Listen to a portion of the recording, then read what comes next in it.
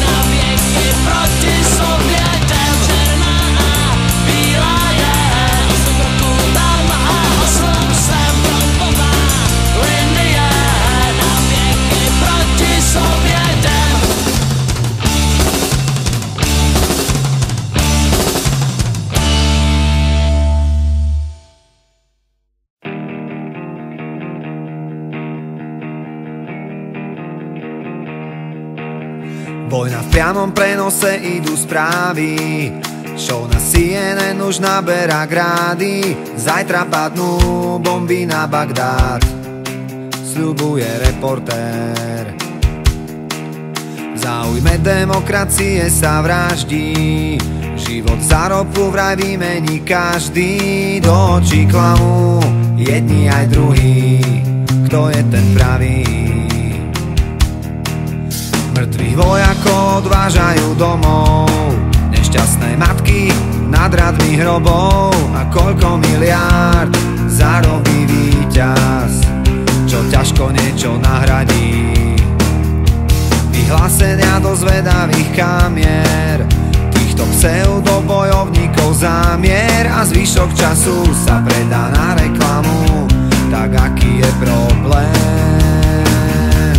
Povedz mi, nemáš už toho dosť týchto krvavých spomienok na budúcnosť? Všetci sme odjak živa proti, ale prečo nás stále ešte baví zomierať za smiení?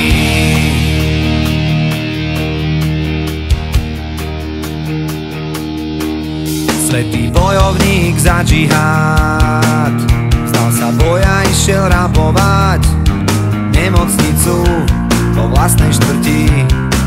Kričí, že umiera do kamery, kde stratil nádej, v ktorú veril, kde sa stratil ten, ktorý mu velil. Asi niekde v tichu, v teple ten svoj život dožije.